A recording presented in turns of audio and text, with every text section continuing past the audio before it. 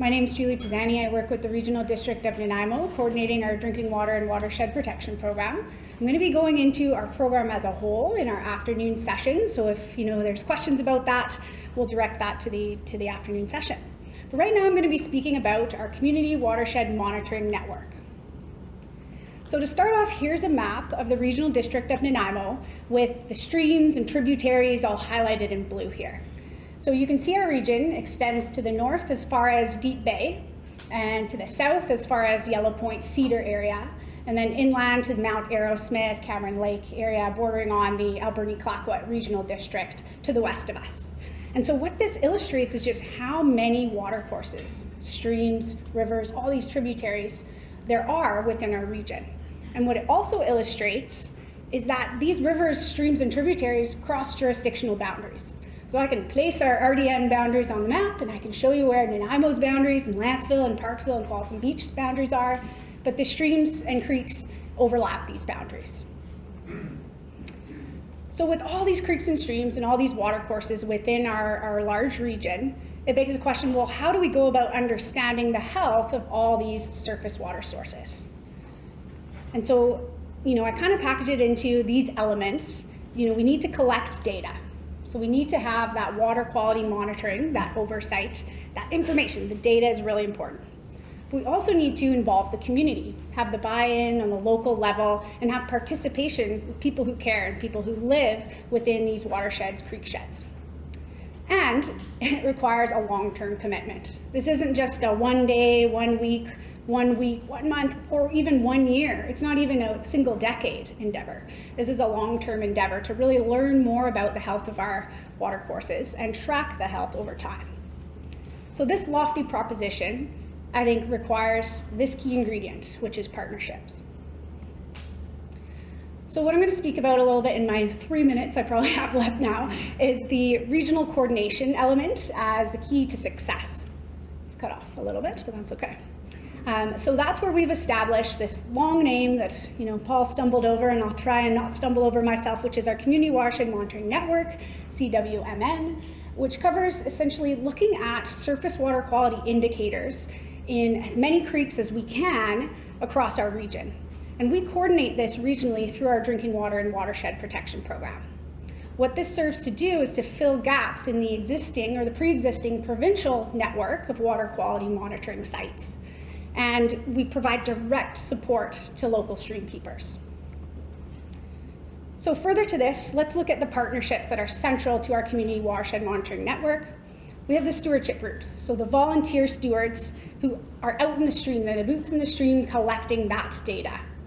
We also partner with the Provincial Water Quality Branch with the Ministry of Environment, and they provide us with the data standards and the oversight and analysis that's required to provide credence to a program like this.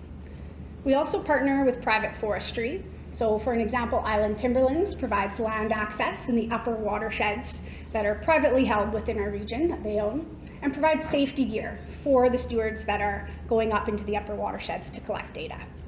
The regional government role with the RDN is that we coordinate this program. So, we get the volunteer communications going. We do the data entry after the data is collected by the stewardship groups. It's entered into provincial databases, and we make sure that that data is usable by decision makers at the local and provincial level. So a little bit on scope here, another map of the region. So here we illustrate all the sample sites that are being monitored by stewardship groups. So about 57 sample sites, which is an expansion on the 3 to 5 sites that were monitored prior to this program starting, when it was just in the hands of the provincial government. So yes, it is a provincial role to collect data and understand freshwater resources, but you have to bear in mind the province is looking at the entire province of BC. We are looking at our region, and by partnering at the regional level, we can expand the understanding. So it's cut off there. It's 13 community groups that participate, 57 sample sites in 32 creeks and streams within about 24 watersheds within our region. So that is remarkable scope. And I'm going to eat up a minute, but we've got the Fanny Bay Salmonid Enhancement Society that partner with us, Now Creek Enhancement Society, Qualicum Beach Stream Keepers, Mid-Vancouver Island Habitat Enhancement Society, Friends of French Creek Stewards, Nanu streamkeepers, Island Waters fly fishers, Departure Creek streamkeepers, Wally Creek streamkeepers, Vancouver Island University Fish and Aqua, Nanaimo Area Land Trust, Ladsville streamkeepers, and Gabriola streamkeepers. You guys are awesome. And so these gold stars are essentially for our community group volunteers.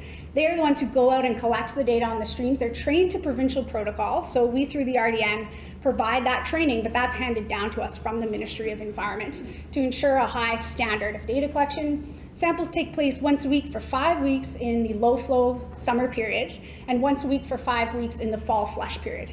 Again, these are standards handed down by the provincial government, so the data that's collected can readily go into their databases and be analyzed in such a way it can be used to inform decisions.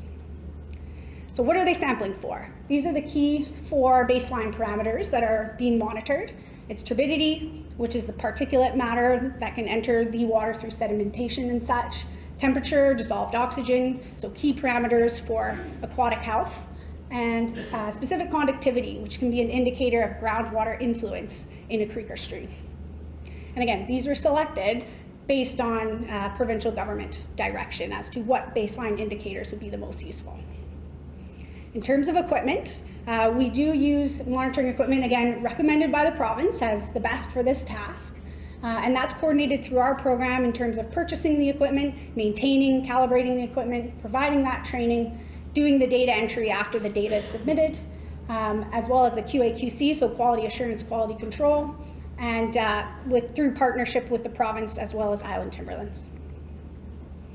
So I'm summing it up here. Regional coordination is the key to success, right? So what we're doing is building community engagement and trust amongst partners. If it was just one agency performing the monitoring in isolation, there wouldn't be that understanding of the partnership and the collaboration and how far we can get with that.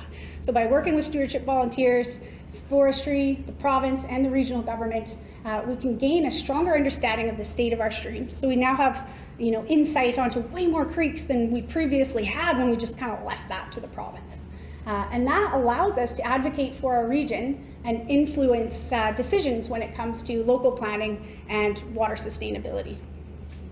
So water quality sampling is just the beginning. I'll leave you with this. We also go on to do physical stream assessments. We provide stewardship seed funding for restoration projects that are recommended from the data that's collected. And we've recently started a streamside restoration tool lending library so that stewardship groups can actually borrow some equipment that's needed to go out and do some of the enhancement projects. And I'll leave it there. Thanks very much.